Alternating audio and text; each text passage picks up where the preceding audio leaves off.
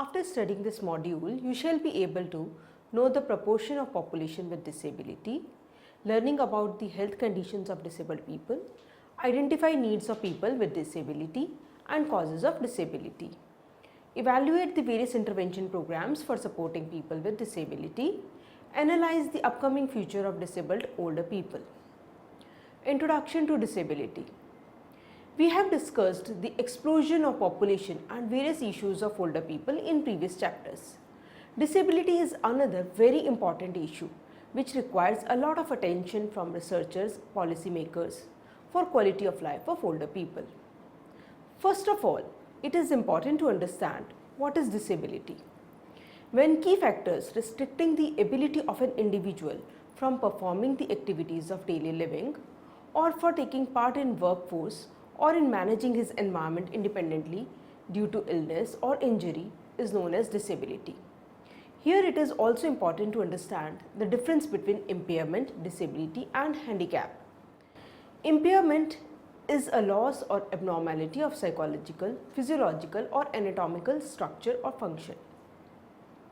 However, disability is any restriction or lack of ability to perform an activity in the manner or within the range considered normal for a human being, or it is a loss of health, that is the functioning capacity in a set of health domain.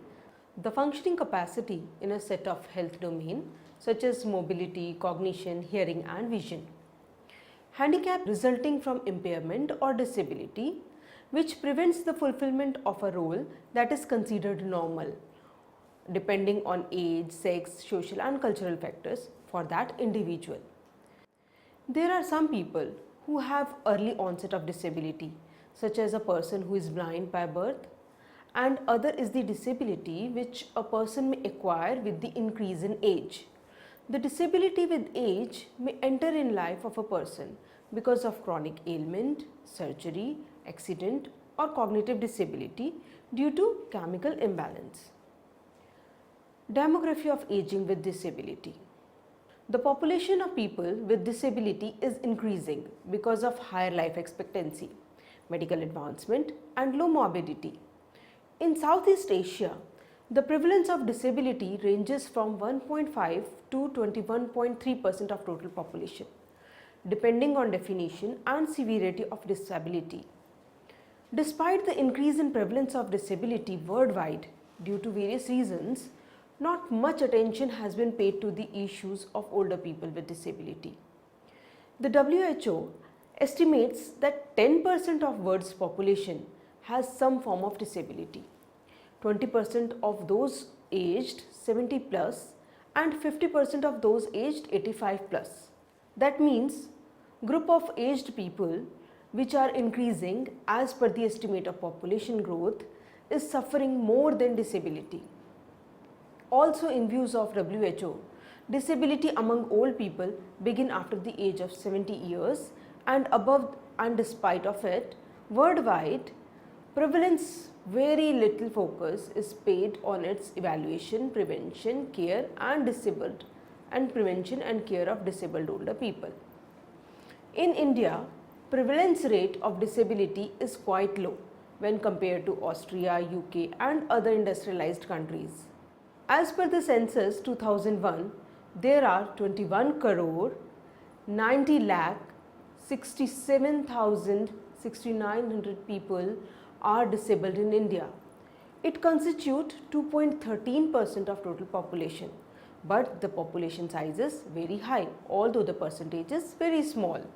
Data shows that among them 12 crore 60 lakh 56,000 are males and 93 crore 1,134 females, and this include person with visual hearing, speech, locomotor and mental disabilities.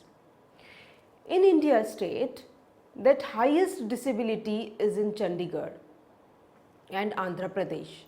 Assam is lowest in rate of disabilities. Now let's discuss the common causes of disability in old age. Chronic diseases, injuries, mental impairment, malnutrition, HIV, AIDS and other communicable diseases are the most common cause of disability among older people. The major chronic ailments include cardiovascular diseases, hypertension, stroke, diabetes, cancer, chronic obstructive pulmonary diseases, musculoskeletal conditions including arthritis and osteoporosis, mental health conditions such as dementia, depression and blindness, visual impairment. These all are the factors behind disabilities. Sometimes injuries can be due to accident or road conflicts, falls, landmines also cause disability. Certain chronic conditions are particularly related to disability. Include stroke, diabetes, cognitive impairment, arthritis, visual impairment. Mental health problems, especially depression, can cause disability because the person usually lives in isolation, and excessive intake of smoke, alcohol lead to osteoarthritis, alcohol abuse and lung diseases in elderly. The disability rate in India is expected to increase rapidly during 1990 to 2020 due to non-communicable diseases and injuries. It is predicted that communicable diseases reduce to nearly half from 1990 to 2020. However, there will be an increase of 40% in non-communicable diseases such as cardiovascular and stroke.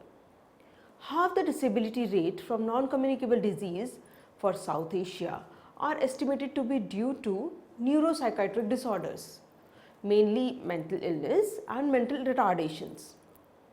Mental disability usually occur in childhood. However, visual disability increases with increase in age. In old age, people suffer from cataracts, glaucoma and other visual problems. In the absence of timely treatment, it causes visual impairment in old age. Similarly, hearing impairment is also very prevalent in old age. In the absence of awareness and social stigma, people avoid accepting the hearing difficulties and use of hearing aids as a solution of the problem. Government is running awareness campaigns and free checkup camps for dealing with visual and hearing disabilities. Locomotor and speech disabilities usually occur in younger ages. Now let's discuss the gender differences in disability. Feminization of aging we have already discussed in previous chapters. The women elderly outnumber men elderly all across the world. In disability too, women suffer more from disability as compared to men. Some trends are found in UK, Canada, Spain, Mexico, Netherlands.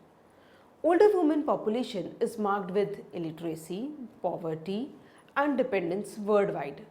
Combination of these factors with longevity result into higher number of disabled older female. Researches done by Murray and Arkwright shows the exception. They found that in sub-Saharan Africa, severe disability is associated with higher rates of mortality among both men and women. However, in most of the countries of the world, women survive longer than men and suffers more from disability. Let's discuss the poverty with disability. There is a strong relationship between poverty and disability. Poverty is highly associated with lower levels of education, unhygienic and unsafe environment, less awareness of disability, poor management of disease and malnutrition. All these factors make poor people more vulnerable to disability. Common micronutrients deficiencies that affect disability include deficiency of vitamin A, which causes blindness, deficiency of vitamin B, which causes beriberi, and also pellagra and other skin disorders, anemia. Similarly, deficiency of vitamin D, it causes rickets. Deficiency of iodine is related to slowing down of growth, learning difficulties, intellectual disabilities and goiter. Iron deficiency causes anemia, which affect learning and activity and is a significant cause of maternal mortality. Calcium deficiency, it causes osteoporosis in old age and it is very common. Also, countries who are comparatively less developed found to have poor health services and sanitation, which can cause disability. Jagger et al. In 2007 found that people who are less educated, suppose they have 9 years of education, in UK they found they are suffering from disability than higher educated people.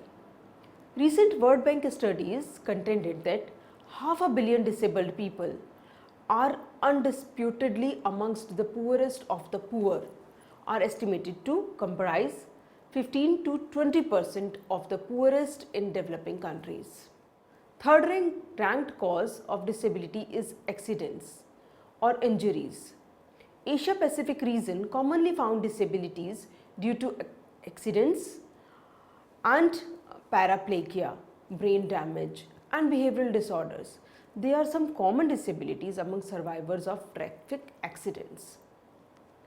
Health status and disability. Health status of disabled people varies with the type and severity of disability. Old age is already associated strongly with poor health status. Disability further intensify the health conditions of older people. The health condition of aging people with early onset of disability and older people with late onset of disability are identified in various literatures, showed lot of difference between the two groups. Special situations of aging population within early onset disability may include the early onset of disability which weakens the functional capacity of the individual.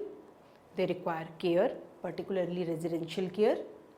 The community services and facilities are not prepared as per the requirements of people with disability. That is why such services are beyond their reach. They cannot participate in community activities without assistance. Another is older people with an intellectual or learning disability are more likely to have low levels of education. It is harder to get a job for disabled person in our community. Also, they are not provided with an equal opportunity to participate in all jobs. Many of disabled people have never been married and hence have no spouse or children.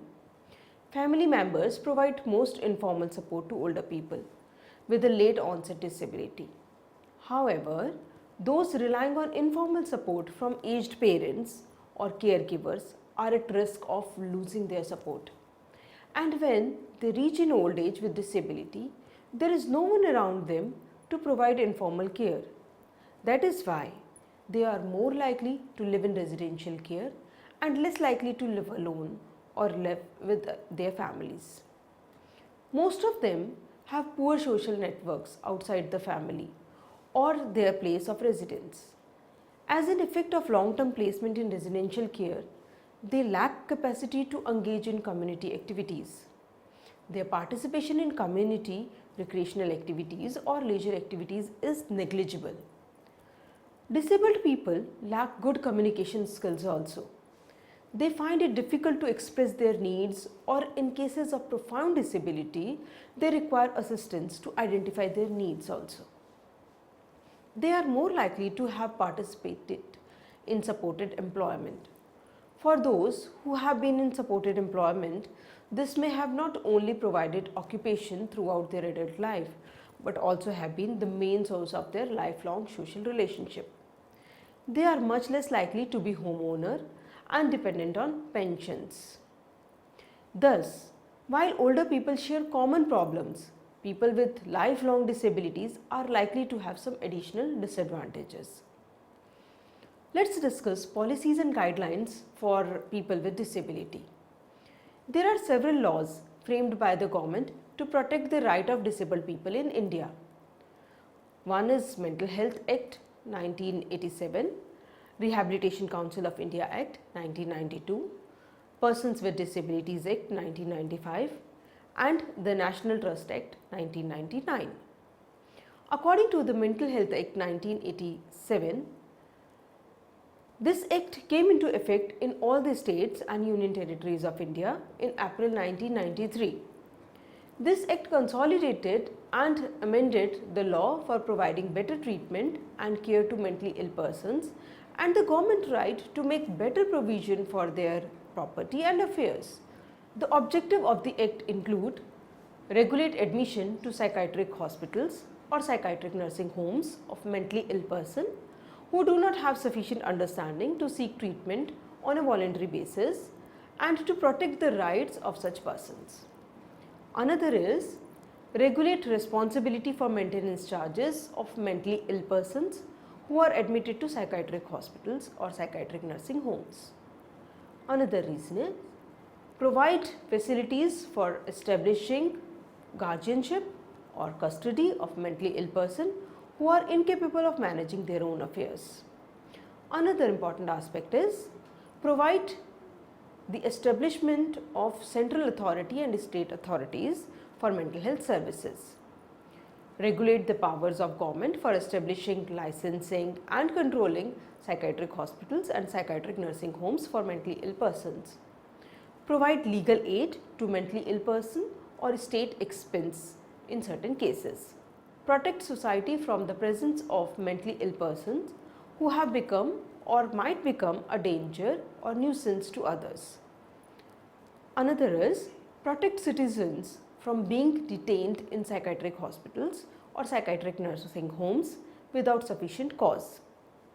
In 2002, the Act was implemented in 25 out of 30 states and union territories.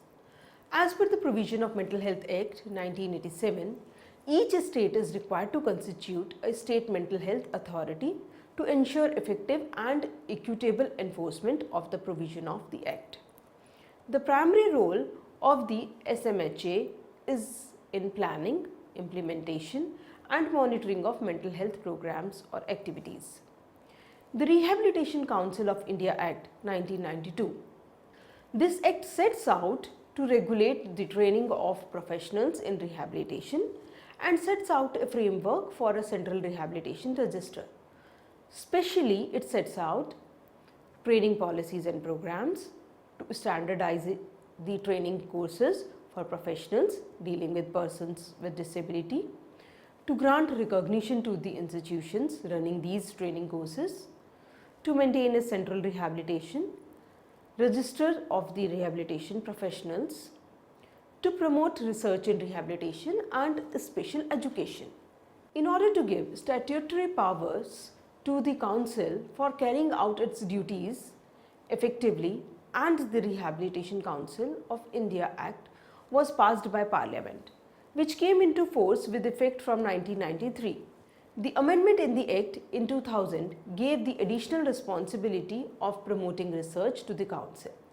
The major functions of the Council include the recognition of qualifications granted by universities in India for rehabilitation professionals and also the recognition of qualification by institutions outside India. The Person with Disability Act 1995. This Act provides 3% reservations for disabled people in poverty alleviation program, government posts and in state educational facilities, as well as other rights and entitlements.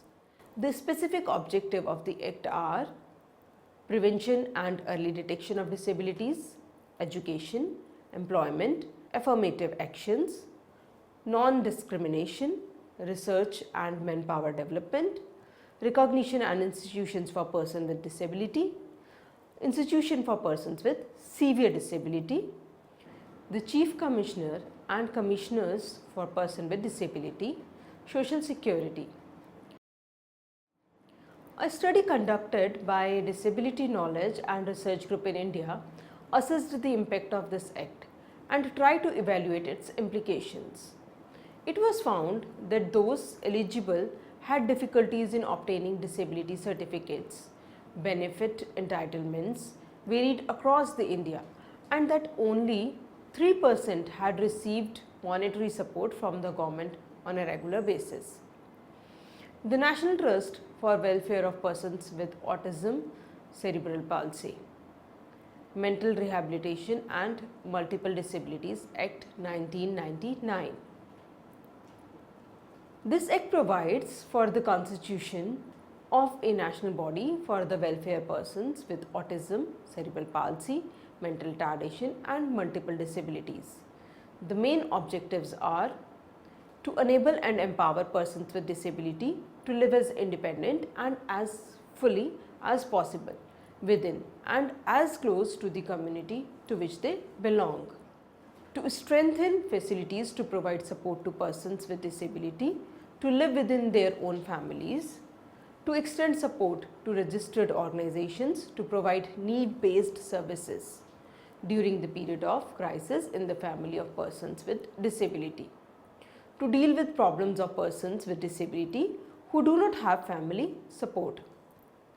National Policy for Persons with Disability Act 2005. The national policy released in February 2006 recognizes that persons with disabilities are valuable human resources for the country and seeks to create an environment that provides them equal opportunities, protection of their rights and full participation in society. Its aim is to ensure better coordination between various wings of the state and central government. The focus of the policy is on the following points: prevention of disability, rehabilitation measures, physical rehabilitation strategies, counseling and medical rehabilitation, early detection and intervention. In addition to the legal framework, extensive infrastructure has been developed in India for disabled people under this Act and includes the establishment of the following institutions: Institute for Physically Handicapped in New Delhi, National Institute of Visually Handicapped, Dehradun, National Institute for Orthopedically Handicapped, Kolkata, National Institute for Mentally Handicapped, Secunderabad, National Institute for Hearing Handicapped, Mumbai, National Institute of Rehabilitation, Training and Research, Cuttack, National Institute for Empowerment of Persons with Multiple Disabilities, Chennai. In addition to these parliamentary acts, India draws support from international bodies to complement the legal framework. It is a signatory to the Declaration on the Full Participation and Equality of People with Disabilities in the Asia Pacific region, the BICO Millennium Framework for Action toward an Inclusion, Barrier-Free and Right-Based Society. And India is currently participating in the negotiations on the UN Conventions on Protection and Promotion of Rights and Dignity of Persons with Disability. Disability and Rehabilitation, WHO Action Plan 2006-2011. Documents provides the overview of WHO's future plan of activities which will be carried out or coordinated by the disability and rehabilitation teams located in the Department of Injuries and Violence Prevention in the Non-Communicable Disease and Mental Health. One of the 4 strategic areas of the BICO Millennium Framework is the development of the national system of disability related data collection and analysis and the establishment of definition of disability, which would enable internationally comparable analysis. Its 2004 survey in India revealed the following: limited information on the definition of disability, limited information on access to education to disabled people, no mention on disability in the Indian Constitution, no standardized sign language. The management and treatment of disability. The various organizations such as WHO, UNESCO and International Labour Organization used different approaches to deal with problems of disability. WHO is working in the area of medical rehabilitation. UNESCO is promoting inclusive strategies in education for people with disability. ILO is opening gates for disabled people in work sector, and UNICEF is trying to prevent it in children through immunization. The organizations who are working in the field of reformation are adopting different approaches to deal with the issues of disability. The main reason for the absence of holistic care and treatment program is the absence of people with disability in decision making and policy formation programs. Overall burden of disability in India is 20.9%, but the proportion of expenditure on programs for people with disability is less than 1% in 1990, and surprisingly, there was a reduction in the expenditure from 2001 to 2006 from 0.07% to 0.04% of total allocation in the budget for people with disability. It shows the indifferent attitude of the government toward disability. At present, healthcare provisions are focusing on outpatient departments from various institutes working for treatment, rehabilitation, education of disabled people. Through outreach services, communities are sensitized on early identification, prevention, intervention and rehabilitation of the disabled. Technical know-how and information are also provided to NGOs on infrastructure requirements for establishing service centers for disabled people. Let's discuss gaps to be filled in treatment of disability. One is surveillance system. There is a big gap in the actual population of people with disability and the data available to the government. There are several reasons for underreported cases of disability. One of the biggest reasons is lack of comprehensive definition of disability, because of which people have different opinion on disability and discrepancies found in conceptualization of the term disability. Second reason is the social stigma which is attached to disability. People shy to report it. Third big reason is lack of national level registrations and identification system for people with disability. Another point is care system. There is a need to develop a care system at primary and secondary level for people with disability. A systematic and organized system is required for management and treatment through various types of community-based rehabilitation services. An evidence-based care system should be developed and guidelines should be formed to provide diagnosis, treatment plans, understanding of causes and preventive measures for better management of disability. Coordination of research programs. Several NGOs like Manovikas Kendra in West Bengal, Handicapped Development Foundation Manipur, Mobility India Uttar Pradesh, Disability India Network Din, Disability India Information Resources DIIR, conducting research activities on disability. There is a need to identify, coordinate such organizations and actively involve them in policy formulation, planning, implementation, monitoring of disability in India. In summary, the estimated cases of disability are higher than reported because of lack of national registration policy, inadequate awareness and social stigma. Along with feminization of aging, there is feminization of disability among older people. Poverty is highly correlated with disability. The needs and issues of older people with disability are different from older people without disability.